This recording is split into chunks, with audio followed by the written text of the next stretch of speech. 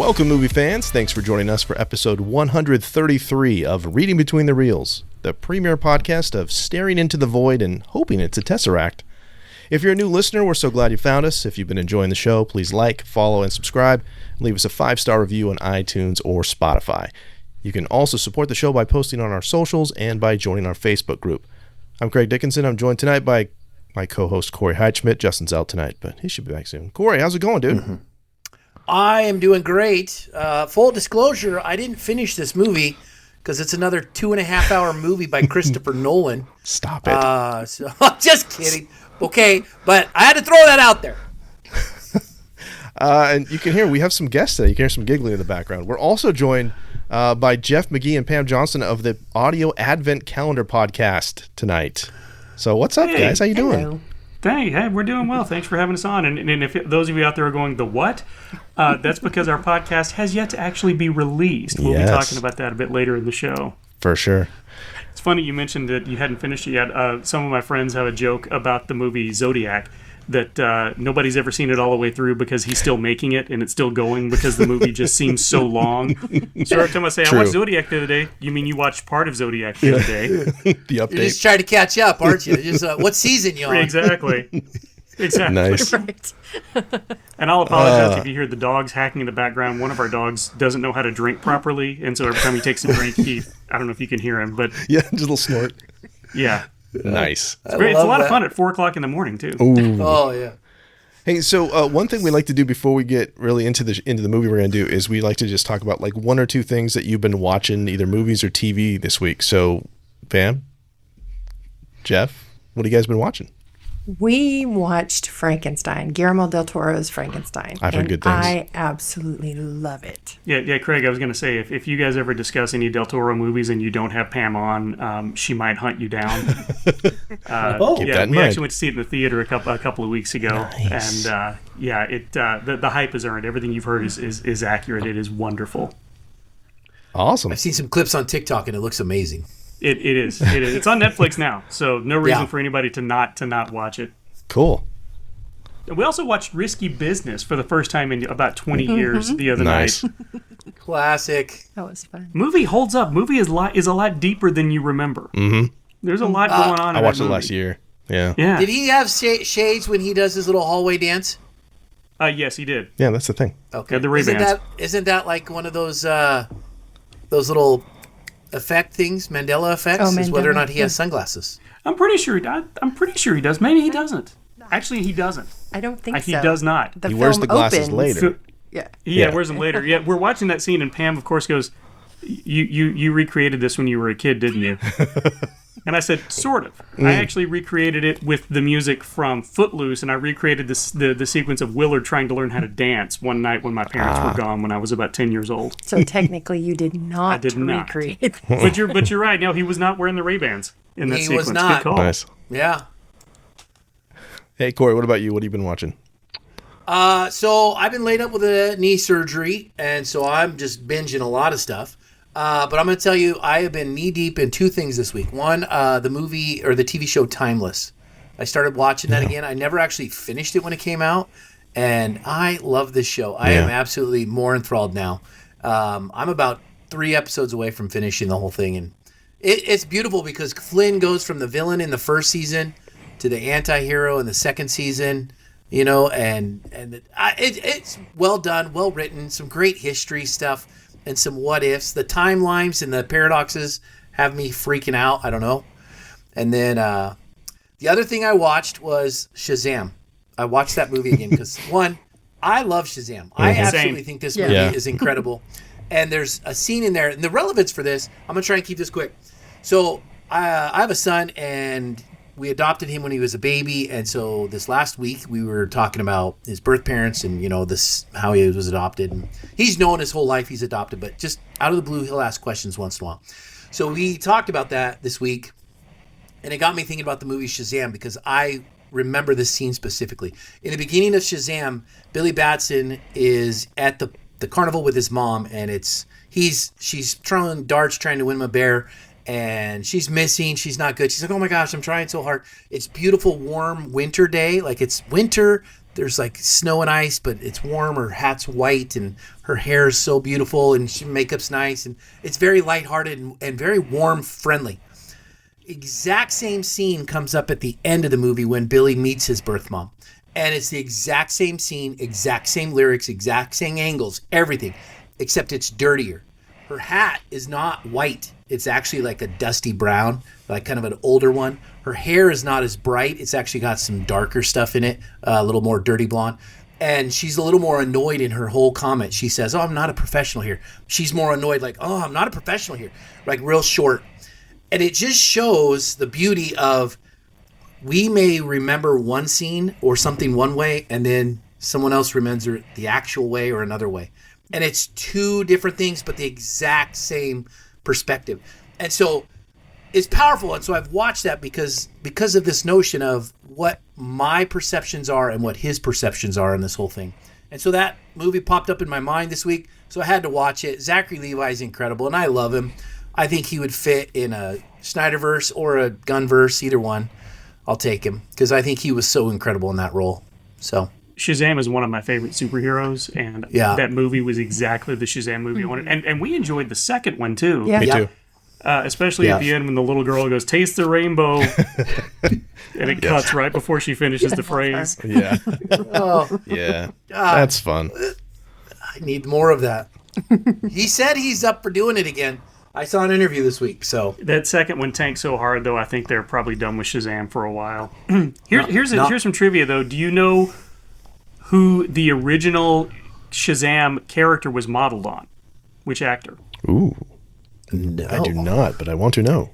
Fred McMurray, of all people. Oh, the really? absent-minded professor. Absent-minded Nice. professor himself. If you go back and look at old drawings, the old original comics, you can absolutely see it. I have an Alex Ross Shazam action figure, and it looks just like Fred McMurray. Nice.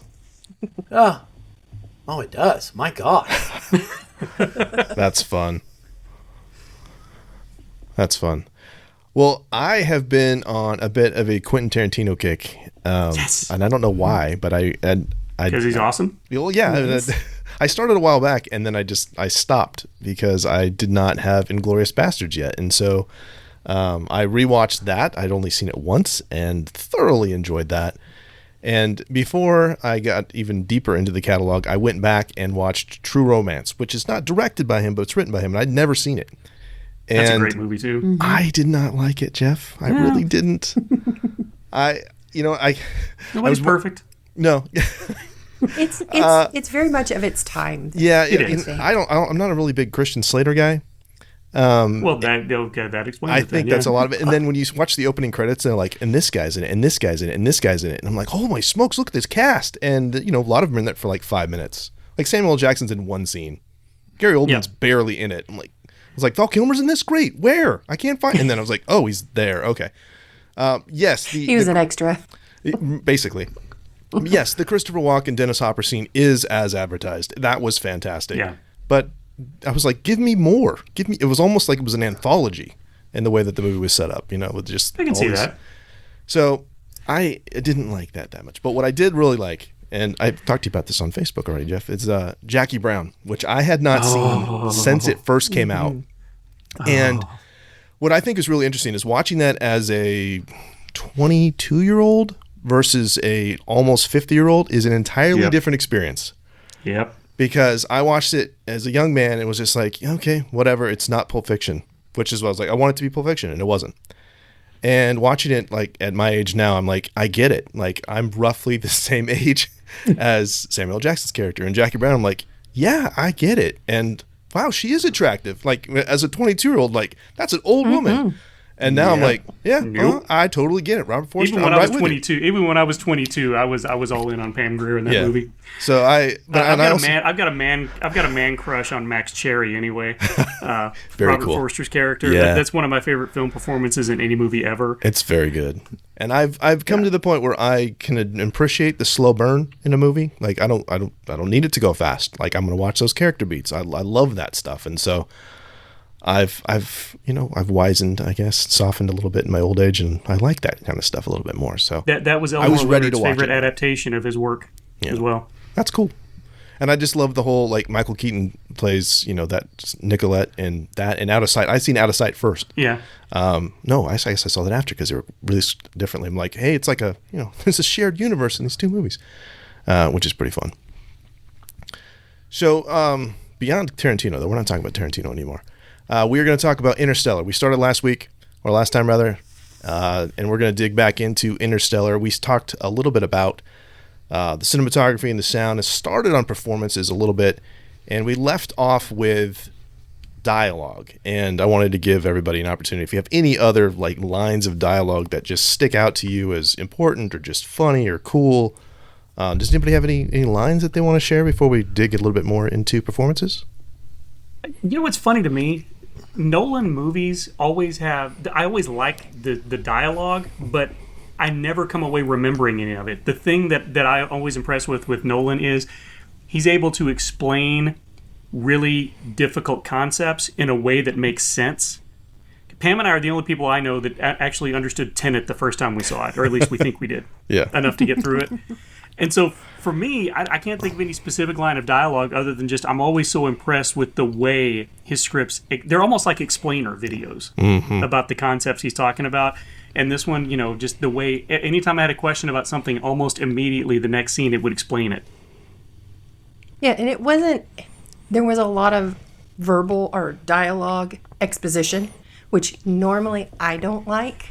I want you to show me and not tell me. Mm-hmm. But here it really works. You've got Anne Hathaway's character, who is a scientist, speaking to Matthew McConaughey's character, who is also a scientist, and they're brainstorming, looking for a way out, a way to get away from the planet. Yeah. And so they're doing all this technical jargon back and forth. They both know all of this information, but because they're brainstorming together, the exposition works for us because they're explaining it to us instead of showing it. So, yeah.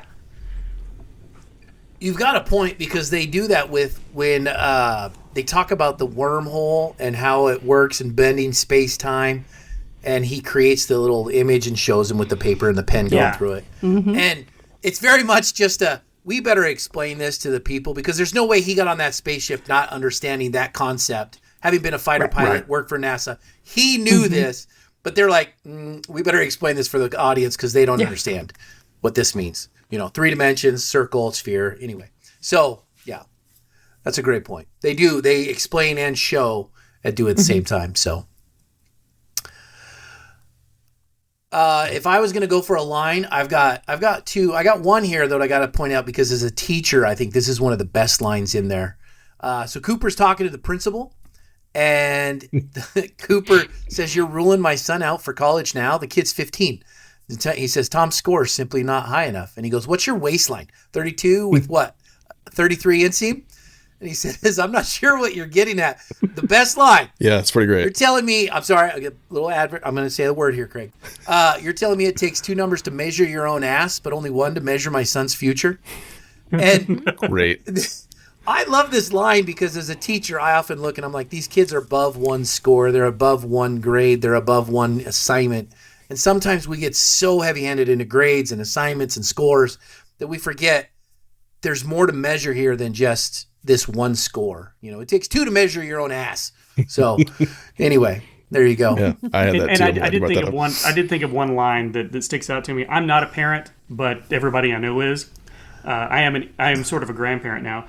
But Cooper has a line. He says, once you're a parent, you're the ghost of your children's future. Mm-hmm. Like every once in a while, there'll be one of those little whoa moments in a Nolan movie. But for the most part, what I come away with is remembering concepts instead of individual lines. Yeah. We touched on that briefly last time and talked about how that is a little bit of foreshadowing too. So I'm glad that you brought that up. It's a great line. Well, any other performance stuff we want to touch on, whether body language, facial expression stuff? I have a few things, or costumes, hair, makeup, and I'll just let you just jump in as you can think of some things.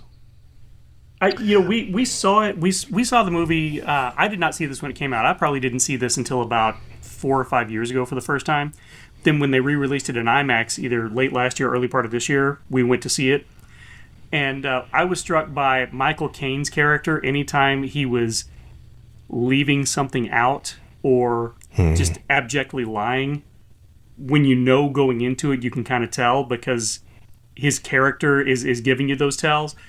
That's just something that a professional like Michael Caine can do and make it look effortless. Yes. But between that and anytime McConaughey cries in any movie, I always believe it. Yeah. Oh, yeah. I think McConaughey, I'm just going to say that guy, he is the film's soul. Like, he is the messages, the tears, the grit throughout the movie. He's talking about things with the highest minds of NASA, but then he's also saying things like, with TARS, understanding how to work with them. Hey, you want to take it down to 65, Slick? Like, he has a way of talking to every single person. The greatest minds, to a machine, to understanding humor, wit, sarcasm, everything. And then, like you said, when he gets into the emotion of everything and making decisions, Matthew McConaughey, I think, is the soul of this. And then I think Murph is the heart of this because of her passion and her wonder throughout the whole thing. 100%. Yeah, absolutely. I think watching his breakdown while he was watching Murph's video logs, one of the most human moments ever captured on film. I think just watching him watch her life just progress while he is in space and missing it. Mm-hmm. Yeah, Justin's not here, but I want to make sure that he's here in spirit. We talked about this at lunch a little bit. It's a shame that scene has been memed to death because it is so great, right? That we kind of forget, or we go, it's just that silly thing. It's been spliced together with other reaction videos and stuff, but it is that good. It is. One thing that I noticed this time that I don't think I'd quite paid attention to enough is when Coop says goodbye to Murph and he's like, don't make me leave this way or whatever, and then he finally leaves and he's in the truck crying, she runs out the door to say goodbye. She ultimately changes her mind and wants to say goodbye, but doesn't get that chance. And I was just like, man, that's so heart-wrenching that she's now going to think he's abandoned her. Yeah. Well, I was more heart-wrenched on his side. Yeah. Same. Because he left with the notion that's how she wanted to leave it, not she chased after me. Yeah, he doesn't know. He doesn't know. Yeah. And I'm like, but I know, and that hurts. That hurts a little bit. It's awful. Yeah, awful in the best way. My mama's heart just kind of broke quite a bit. Oh, goodness. And then I got to go with this other performance. I got this last one I marked. Matt Damon and his betrayal hit me. It is like a brick in the head because, one, it's Matt Damon. I love Matt Damon. Who doesn't, right? He's incredible. And so you're like, oh, man, Matt Damon's in the movie. He's a big name, big guy. He's got to be something important in here. And then he's just a traitor. And I was so mad. And so he's the good guy. He's Matt Damon. And it's like he weaponized Matt Damon and the good guy aspect that this guy wouldn't let us down. Yeah, he will. He's the traitor, and we're going to turn against him. And so he'll let you down big time. Gosh. Nice. That's because they weren't there to rescue him, and Matt Damon only ever gets rescued. Yeah. And I always get these two movies, that and The Martian, conflated because they're so close. Like, I think Martian's like the next year, and like Jessica Chastain's in that one too. And we're just like, am I missed? And again, the Mandela effect thing. We're like, wait, oh no, that's this other thing. Yeah. Yeah. Something else I noticed this time, the jacket. So Cooper's jacket and then Murph's jacket, they're not the same, but they are stinking close. And I did some research on this, and like somebody smarter than me said it's like that she's taken up her father's mantle in that way. Yeah. Yeah. And I thought that's just a kind of a cool way to rhyme that, where you don't, again, this is the show not to tell that we like, right? Where it's like instinctively I look at that and go, oh, okay, yeah, that's definitely Coop's daughter. I get it. It's a subconscious connection that you make, and you don't even realize it. Yeah. That Nolan guy has a bright future in the film industry if he keeps making movies. It's like he knows I what tell he's you doing. what, start shortening them up a little bit, Nolan. Gosh. Stop it. No. You know, we watched the last time we watched Oppenheimer. We almost started it right over again. Oh my gosh, that movie does not feel like it's 3 hours I long. love Oppenheimer. Well, Corey, the next one is under 2 hours. Dunkirk is only 106 minutes. So thank God. That's gonna feel Dunkirk like is awesome. That's amazing. Dunkirk is great. it's not relaxing like though. You're gonna be glad it's over. It is not relaxing. No. It's like in 80s, 90s movies. Everything was 90 minutes, Yeah, right? I That's know. just what it was. Yeah. Like 90 minutes to 100 minutes. And so now Nolan's 2 hours and 43 minutes. That's how long it takes to tell the story, Corey. We've talked I about get this. very excited when I go to a movie and I see the runtime is less than 2 hours. I get very excited. Yeah. And I don't really care how long a movie is. This is where Justin comes in and says, "What devices did you watch this on, Corey?" And I'm Yes. like, "I watched it on my computer. I watched it on a TV. I watched it on my phone." Yeah, you got- The reason is because it's 2 hours and 43 minutes. I had to take my phone into the bathroom to finish it. Justin has often said that. Thank you, Pam. Watch it in Yes. pieces, yeah. So I have a random thing when it comes to hair and stuff. Anne Hathaway's hair is so short in this movie, and I'm just like, what does that say about her personality? Is it the fact, because I think this is interesting, because typically that would make me think she's all business, right? She's not about makeup and hair and all the things.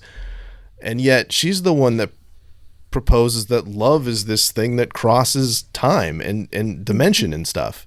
So I think that's a really interesting juxtaposition between those two things. I think it was just she was going into space and, hair care products. There's that. Yeah, I figured it was just one less thing Convenience. to worry about. Yeah, she's like, I don't want to worry about my hair. I've got other things to focus on. That's kind of what I thought. Have you seen the pictures of the astronauts that have long hair and what they look like floating in space, and it's just all out here? I think, maybe we're doing that. I'm an English major. I overthink everything. So, we're always You're gonna have looking to for shave. metaphors and whatnot. Oh, I am too. Pretty much everything. Yeah. So, like, sometimes that's just it is. It makes sense. It's practical. Anything else we You want to should talk try about? watching Police Academy with her. Oh, so good. I love Police Academy. Nice. That might be the first time we've mentioned that on the show. Anything else performance before we talk about setting and design and move on? Not for me, other than in true Nolan fashion, I think everybody in the movie is just firing on all cylinders. I don't think there's a weak link in the whole film. And I was glad to see Wes Bentley. I wish Wes Bentley worked more. I always know, liked him. right? Yeah. Yeah, I always forget he's in the movie. Right, same. I'm like, oh yeah, there he is. So setting and design. So Corey, you recognize the glacier? I did recognize the glacier. This is in the movie Memento. This is in the movie. I mean, Nolan loves glaciers. Well, not Batman Memento. Begins. What What's the one? What the one am I thinking? Insomnia. Insomnia. Yep. Insomnia. Yep. Yes, Insomnia. They go up there to this glacier. It's the same one in Batman Begins. It is. It's the same one, and there's one more, Craig. Oh, I'm trying to think. I don't know. Nolan. He must have like Vatnajökull is frequent. the pronunciation, though. He has frequent flyer miles to go to this glacier. I think he's knows some family up there, and so he films up there on purpose. It's but otherworldly, man. well, it does look that way. So I always point that out with his movies that he loves glaciers. Yeah. One thing that I hope this is true, but I read that the small town Americana, that where we see Cooper's farm, was inspired by Clark Kent's upbringing in Man of Steel, which had happened previously, and he was a producer on. So that was a connection, and I hope that's true. I really want it to be true, that was an inspiration for the farm in the Midwest. The look is very similar. I can see that, yeah. Yeah. Because I love Man of Steel so much. I love But you Man of don't like Steel. true romance. Well, nobody's perfect, like you said. But yeah, I mean, there's most of this stuff. This is another thing we talk about this all the time. Nolan is practical, using practical stuff as much as he can. So we're going to Iceland for other planets. We're not doing this green screen, which we've talked about this. A lot of these movies. I mean, this is a 10-year-old movie. It holds up like it could have been released yesterday. Yeah. Absolutely. The other part of the setting design is that Tars and Case are practical puppets. They're not CGI or anything in there. There's actually a guy behind them that runs those parts. You just hit on Pam's favorite part of the whole movie. I love Tarzan Case. I think they're incredible. I think Yeah. those Yeah. two, I love it. So Tars is just the best. And the way they got their humor settings. I love it when they're full of humor. I need more people for my human slave army. Like, it just is incredible when they throw that out there. And he's like, you better dial that humor setting back. And oh my gosh. It almost upsets me that concept was used in this movie because it can't be used in any other, like in a franchise. Because I would watch an entire series of movies with those TARS robots in it. Yeah. They're so unique. Yeah. Yeah. And I especially liked the water planet they end up on. That's my favorite sequence in the whole movie, with the big wave coming up over them and everything. Yeah. And when Tars has to bring Anne Hathaway's character back in, Picks her up. and then when they have to ride the wave down. Oh, every time I watch it, even though I know what's going to happen, every time I watch it, everything in me is just clenched. Yeah. Well, and the way the practicality of this robot, these 4 pillars, and I think, how would these even function? I mean, how is this possible? But then you get him in the water and he starts just rolling, like he becomes a wheel, and you're like, okay, that's kind of clever. And then when he's piloting the ship and he opens one hand and then another little hand comes out, and then he's piloting to get, okay, he's got to connect to the ship while they're spinning.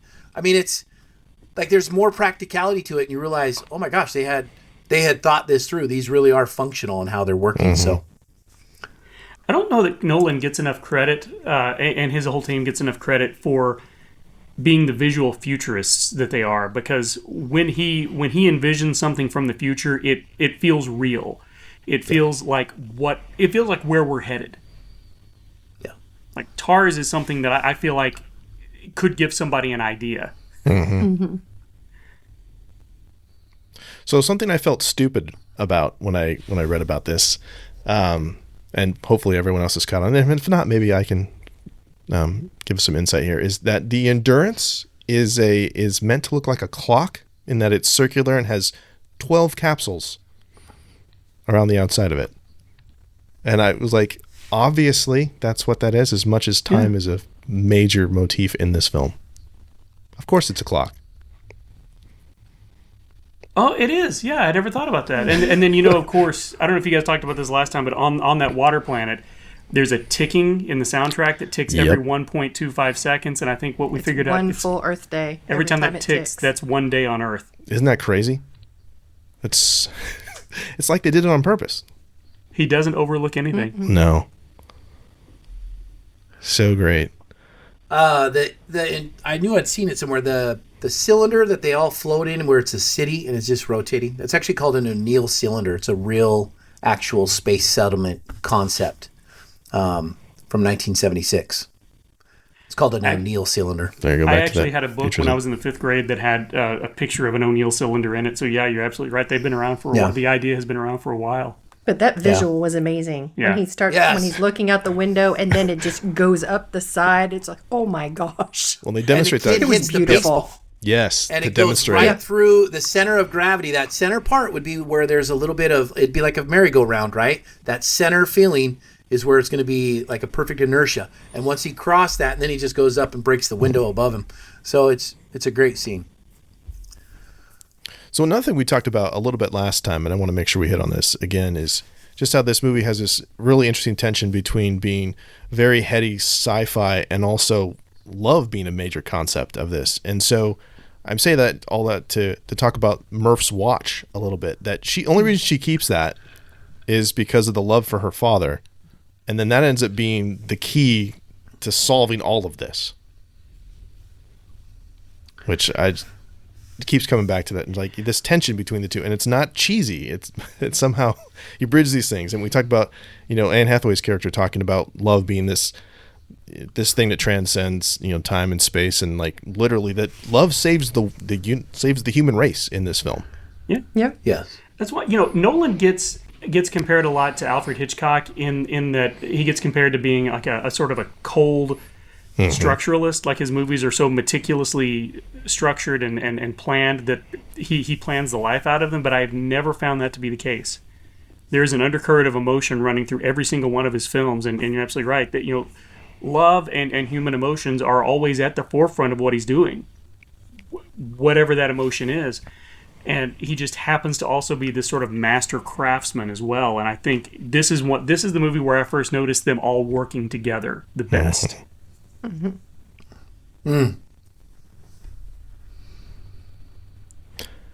Anything else we want to talk about setting design before we move down to characters?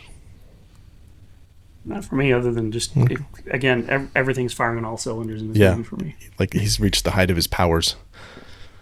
I think we all said, Corey, did you say this too last time? This was your favorite Nolan movie, or right up there? I think Justin joked it was I in think his this top is- 10 Nolan movies. This is Nolan's peak. This is where he has peaked. Interesting. I haven't seen some of the others. I haven't seen Dunkirk. I haven't seen.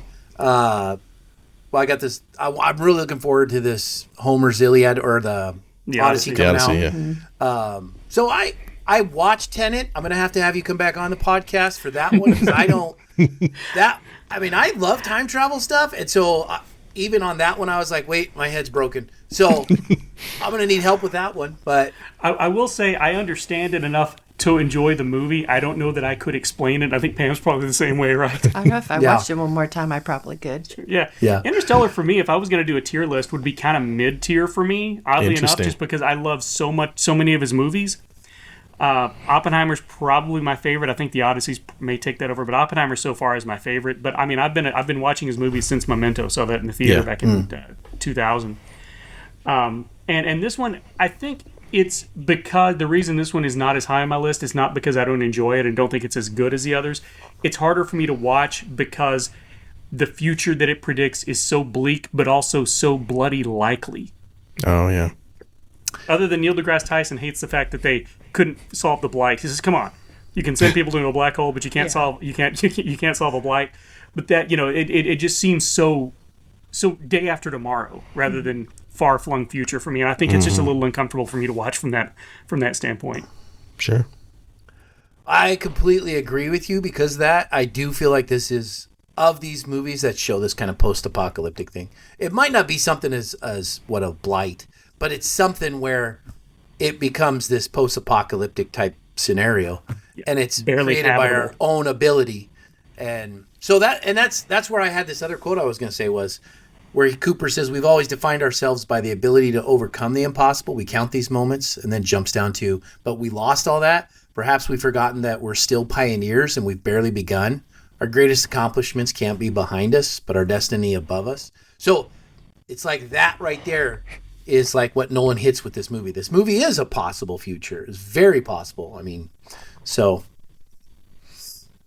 but I feel like we have kind of lost our focus on some of these moving up above the stars and focusing on things that are here and stuck. And yeah, let's go to Mars, man. Let's do it. go to Mars. Like, none of the cool stuff has happened since I've been alive. Like, let's get to it. Total Recall. Get your ass to Total Mars. Recall. I was just thinking that. That's there you go. There's your mission directive right there. Get your ass to Mars. That's mission directive. We've talked at length about McConaughey and Hathaway a little bit, and even Jessica Chastain a little bit. You know, I think that one person that does not get nearly enough credit is Mackenzie Foy as the young Murph. I think is fantastic in this film. Like, I don't feel like she's acting. Yeah. If you had told me that was actually McConaughey's daughter, I would believe you, and they were just hanging out, I would believe you. Yeah, the chemistry between the two of them was just, you could feel. Yeah. It was a beautiful relationship. So I have to ask, I'm going to just jump in here real fast, Corey, but that we talked a little bit about this last time, and I'd like to get Jeff and Pam's take on this.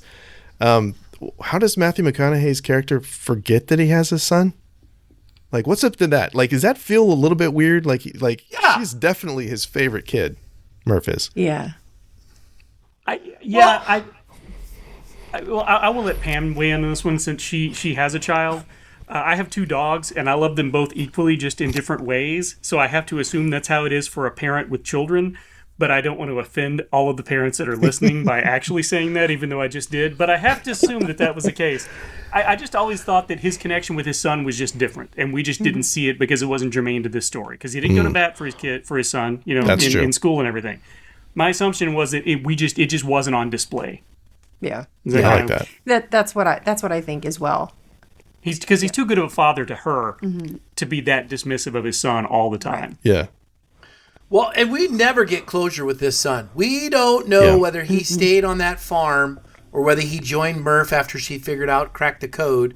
She's going to spend the next 50 years. I don't think he went back to the silo with her, which means, he and his kid who was not healthy, like they're all gone, because, and even said, the farmers around them were all dying. Next year I'm going to farm their land and their land too and their land too, because they're all disappearing. So the son is gone after 40 years. So, but I just feel like we never got closure on that. Yeah, that's a fair point. Absolutely. Very fair point. I never thought about it because again, the thrust of the story, I didn't miss it. But I wasn't honed in on it. You're absolutely right, though. I like that word. It's not germane to the story. I like that. That's a good phrase. Well, it's just so terrible to say about your son. German's got nothing to do with this. Another thing I always forget is that Timothée Chalamet plays the young Tom. And I had forgotten that too. Yeah, it's such great casting because like he just like him and Casey Affleck, I see them. Yeah, they could absolutely be related. It just blends so nicely. Another character I have to point out because I absolutely love him, Romley. Okay, I can't remember his name. David Gyasi. Yeah. Okay. Can I'm just going to highlight because he's the guy who had the most amount of patience and endurance in all of this. Mm-hmm. He was on a capsule for 23 years alone while they went down to this planet for an hour and they come back. And to think, okay, I would have given up on you in 10 years and gone to the next one. I mean, I wouldn't have. Look, I'm out. You know, you talk about a long time in space by yourself. You're going to go a little crazy. Whether he had a Nintendo or something to help him, I don't know. Because I know he studied the black hole. But for 23 years of your life, just waiting and not going crazy like Matt Damon, you know? Like Matt Damon's character, Dr. Man. Yeah. That is commitment and endurance. And he's the character who, with all of this, took the longest time in this mission of all of them. You know, and so I feel like sometimes he gets kind of aside. That's true. You know, he's a secondary character, but that is one that you look and go, he has the most resilience of all of them because, you know, they're all fighting for stubborn love and love's leading the way, but he is like persistence and endurance in all of this. So I like his character. No, I like that because he was definitely alone way longer than Dr. Man was. Yeah. Huh. I need to point out Bill Irwin is the voice of TARS, who, if you don't know who Bill Irwin is, like, look him up because he's been in a ton of stuff and you know who he is even if you don't know his name. And I love TARS so much that he's so funny. And it took me out of the film the first couple times I watched it because he doesn't sound as robotic as I was expecting him to.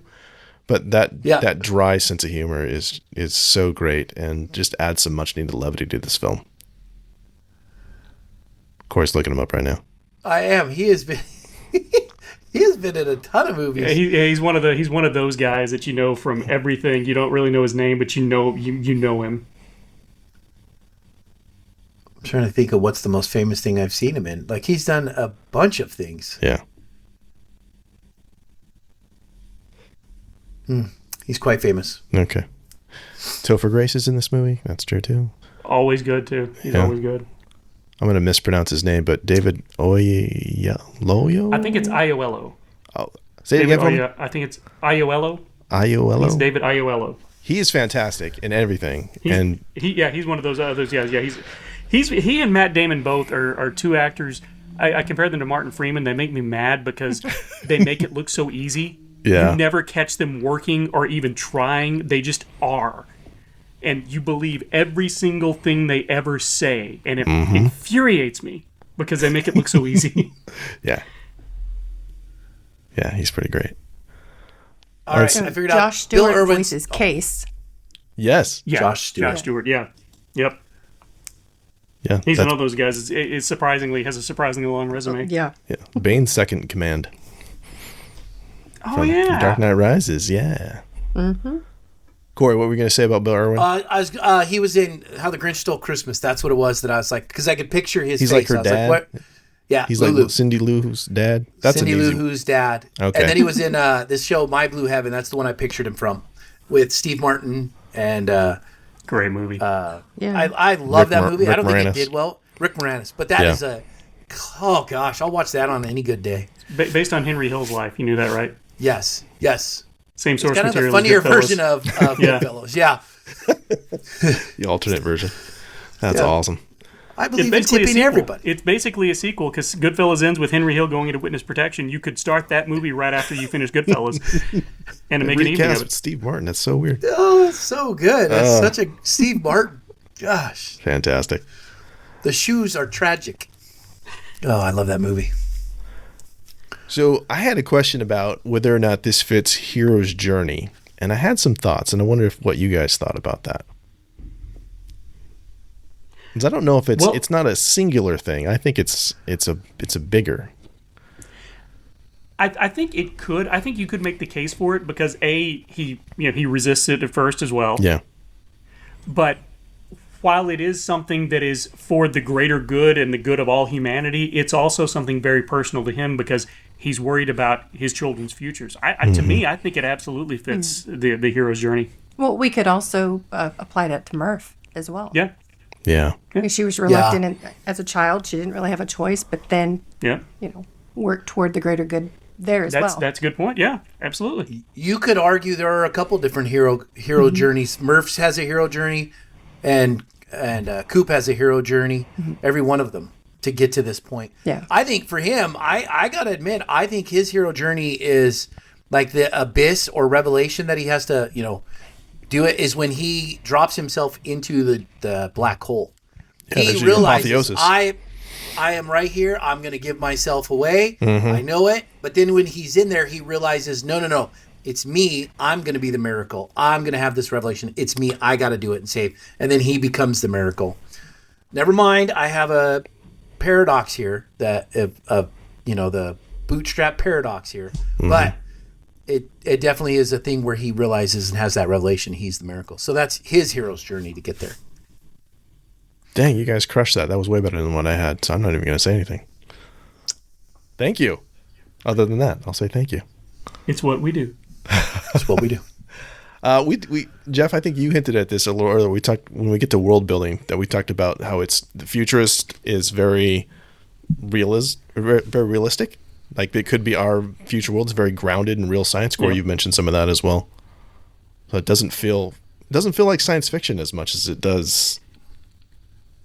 It reminds me a lot. I'm going to reference a really bad movie. It reminds me of the movie Runaway with Tom Selleck from 1984. Are you guys familiar with that? I know it well.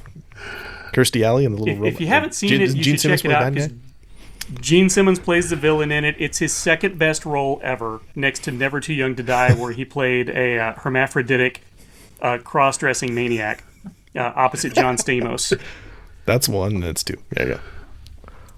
Fantastic. But again, Runaway. It's set in the near future, and it also reminds me a lot of Minority Report because in Minority Report it's set 60, 70 years in the future, but you're still seeing houses that were built today, and Spielberg was fond of saying, look, we still have houses from the 40s, so 60 years from now these houses are still going to be standing, and that's what I always key in on with Nolan as well. It looks like it could be next year, it could be 30 years from now. Yeah. Yeah, and they don't give us a date on this at all, right? They don't say how many years. It's just sometime. In the not-too-distant future and another time and place. Mm-hmm. Yeah. Mike Nelson and his robot friends are stuck in outer space. I had to finish that, sorry. Nice. Little MST. Okay. Man, we're already down to final thoughts. This has been fun. So, final thoughts, guys, on Interstellar. And just whoever wants to just jump in. Watch it. If you haven't seen it, watch it. If you've already seen it, watch it again. And I said it was mid-tier Nolan for me, but after this conversation, I may have to rethink that ranking because I'm trying to think of the movies that I would put above it, and there honestly aren't many. But I think the reason that I wouldn't put it higher is just because it's not one I go back to a lot. Because again, it just kind of bums me out. But if I was going to rank them in terms of quality, it absolutely would be at or near the top. And thanks for inviting us on to talk about this because it's not one of the Nolan movies that we revisit a lot. We go back to Tenet quite a bit, Oppenheimer obviously all the time. I go back to Batman Begins and The Dark Knight. More Batman Begins than The Dark Knight for the same reason that Batman Begins is just an easier watch. Well, we've watched Inception a few times. And Inception, yeah. Inception is another one that we go back to a lot. Yeah. But again, I'm always amazed at how he's able to explain these really complex, difficult concepts in a way that makes sense to, I would say, your average moviegoer. I would say I'm probably of average intelligence at most. But and if I can understand it, anybody can. Get in there, Corey. Well, I gotta tell you, this is Nolan's funniest movie because there's some great little quips and lines in here. But you know, this is where I get to saying this is Christopher Nolan's, like, where he's peaking as a director, I think, for me. He, of all his movies, like, this is when he starts his, like, really, Memento, he was a thinking, Inception was a thinker, this one was a thinker, I know Tenet is a major thinker, and so this is where Nolan starts to bring in some things that are, I'm not just going to give you some action, I'm not just going to give you some love story, I'm not just going to give you just a little bit of a tale or a sci-fi adventure, I'm going to give you something that has math, has science, has calculation, and requires you to think a little bit as a moviegoer. And so I think this is where Nolan's peaking is in these types of movies where he can get the audience to come in and, like, explain, show, tell, and do everything to get the audience to come along and extend their thinking, to be very critical and say, holy cow, these are some hard concepts, but I'm going to put them on a very 2.5 hour movie and you're going to love it. And so that's just where Nolan's at with this one. I think for me, this is his greatest movie. I think he's just phenomenal. And so I love this movie. This is definitely a movie I could watch over and over when I have 2.5 hours to do. But yeah. You made me think of something. He and Ryan Coogler are kind of in the same mode right now, in that they're making these films that are very entertaining, but they're also trying to educate their audiences about how to watch movies. Yeah. And that's something I've always appreciated about, and I think this is where that started. Yeah. With that, we're starting to see a lot of that from him. Mm-hmm. So I just had a few things, starting with a question, and I don't necessarily need an answer, but I was struck by, would you sacrifice your family or even just seeing them again for the good of the human race? Nope. As just a kind of a moral quandary, right? Oh, sorry. Should I have paused tough. on that longer? Should I have? Sorry, people. Sorry, listeners. I love you all. But yeah, No. I made that a little quick. Seeing as how I'm sitting across from my wife, I'll say, no, not at all, never, without a doubt. But in all honesty, as somebody on the call who doesn't have kids of his own, it's something I would consider. Yeah. It honestly is. Yeah. I just love that that's a question that we have to wrestle with a little bit. And then along with it, just kind of tied to that, is it's always been weird to me that Coop's return isn't a bigger deal to his grandchildren and great-grandchildren. And he just kind of comes in almost like he's a stranger in that room at the end. And it's like, why isn't he a bigger deal in that scene? Like, also, I gotta admit, I feel like she even shuffled him aside a little bit, gives him a little 5-minute reunion, and then says, "You need to go. I got my family go here." find Brant Like, out here. I have a theory about that. Oh, let's hear I have a it. theory about that. He's been a memory. Though nobody in that room, with the exception of Murph, has any connection to him whatsoever. And she hasn't seen him for, 40 years? 40, 60? Yeah. I think it's 40 years. Or maybe 60. And so I have no problem with her having her moment with him and then bringing the rest of her family back in, because these are the people she's known for her entire life. Yeah.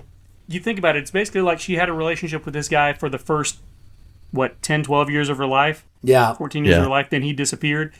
It's basically like a long-lost stranger coming back, that like somebody you went to kindergarten with. Think about that. Mm-hmm. So but I get what you're saying, but that was my take on it. Was that was their family focusing on the people that had been there for them. Yeah. I mean, that makes sense to me. I just, on an emotional level, that always just strikes me as odd that, like, he's your family too, guys. What do you, oh, yeah, that's okay. But Yeah. that makes sense. I like that. Well, and I What's guess that? the You question. you saved all of humanity? Oh, great. That's great. That's great. Can you get outside, please? Thanks for that. Well, and was his goal really to save all of humanity or to save Murph? Which is the? Yeah. He talks about mankind all the time, but at the same time, he's like, I'm doing. If it wasn't for Murph, he might not have taken some of those chances. He might not have. I don't know. So he did it for Murph, obviously not the son. Yeah. Or, I mean, you know what I'm Yeah. saying. Sorry, Casey Affleck, you died 40 years ago. Who cares? But like he did it for Murph, and humanity was kind of blessed alongside of Yeah. him, right? Like they were given the opportunity. Yeah. But Well, I had another thought too, because I think thematically, yeah, we talked about how heavy this movie is, but it's also about hope, about love, and it's also about moving on. And I think that that's a crucial part of this too. Like he does need to go and move on, and like humanity needs to move on, from Earth, find this new planet. He needs to move on and go be with Bran. Like I think they're kind of hammering that home a little bit there at the end too. It's like that part of your life is now over, just like our part of the life on Earth is over. Yeah. Yep. So. And I think that's a very good point, Craig, because as he's walking around this ecosystem that they've built, he's impressed by it, but he doesn't recognize it. Mm-hmm. It's not home. Yeah, that's a very good point. Mm-hmm. He'll be more at home in that ship looking for Anne Hathaway than he would be trying to assimilate. It's kind of like the end of Castaway. Yeah. He doesn't know what to do, and they want to feed him seafood. Okay, now, and I also got a question about Anne Hathaway. Like, all of a sudden, like, they're in love or something? Because she was in love with this other guy all the way up till the end, and he knew about it. It's not like I didn't see a romantic interest with them, and then all of a sudden, I didn't either. Murph is like, you got to go find her because you love her. Yeah. And I'm like, well, because the other guy's dead, obviously. Like, there's only open. 2 of you left, so you better get out there and help human race. But like, it wasn't necessarily out of love, but of you both went through the same thing, so you'd have the connection, connection to do. Yeah. So I didn't see that love story quite as much. Like, he's going to sneak out on a raptor and go save the one he loves. As great as Nolan's scripts are, there are often in his movies 1 or 2 moments like that where it just kind of goes, it kind of skips over, takes an easy way and skips over a couple of things. And I think you're absolutely right there, because I took it to mean like she's the only person they're the only 2 people who have had this experience and can understand what the other person has gone through. And that's why they needed to find each other. Yeah, just like Sandra Bullock and Keanu Reeves in Speed. Yeah. Yes. Exactly. Sounds right. Hey, before we get out of here, Jeff, Pam, plug your show. Tell us about all the things. Sure. Pam has helped me to achieve one of my dreams that I've had for several years. I wanted to do something like this since I started podcasting. What we're doing is, it's called the Marvin Dog Media Audio Advent Calendar. You can just look up the Audio Advent Calendar anywhere where you search for podcasts. We have a teaser episode that's up now, so the feed is live. And the idea is that if you come back every day in December, from December 1st through December 25th, you're going to get a new podcast. It's between 15 and 30 minutes. And the first 18 episodes are Pam and I reviewing each of the Rankin Bass Christmas specials that came out from 1964 through 2001. You're welcome. And we watched them, so you don't have to. Thank you. After that, you're just going to get us discussing, like, what are our favorite Christmas television episodes, our favorite Christmas movies, what was the favorite Christmas gift you ever received, your favorite Christmas memory.